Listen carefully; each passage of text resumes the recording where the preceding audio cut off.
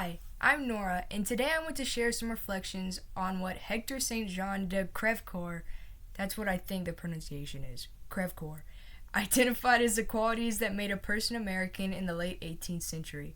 According to de Crevecoeur, being American at that time was closely connected to a few key ideas. First, it involved owning and working the land. People who came to America were seen as new men because they had the opportunity to build their own lives through farming and living off the land. Second, he described America as a place where people from different European backgrounds mixed together to form a new, unique identity. Third, Americans were defined by their independence and self-reliance, the belief that they could create their own future free from the rigid social structures of Europe.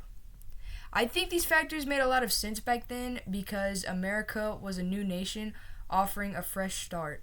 Land ownership, cultural blending, and individual freedom were essential parts of that identity. However, when we look at these factors today, I believe they still hold some relevance, but the situation is much more complex. Land ownership is no longer the defining feature of being American, and our country is much more diverse, with people coming from all over the world and not just Europe. The idea of independence remains important, but we also recognize the importance of community and government in shaping American identity. From the chapters I read in The American Yop, two of the most significant fractures in early American society were the division created by slavery and racial inequality and the ongoing conflicts between Native Americans and settlers. Slavery created a deep and painful divide, not only economically but socially and morally. The conflicts with Native Americans were also critical because American expansion often came at the expense of indigenous peoples' land and cultures. In my opinion, these fractures remain relevant today.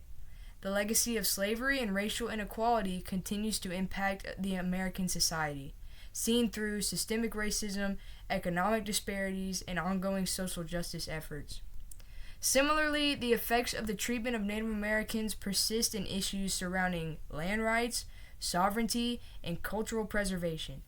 These historical divides are not just part of the past, but they continue to influence our society, politics, and ideas about what it means to be American. Thank you for listening to my reflection.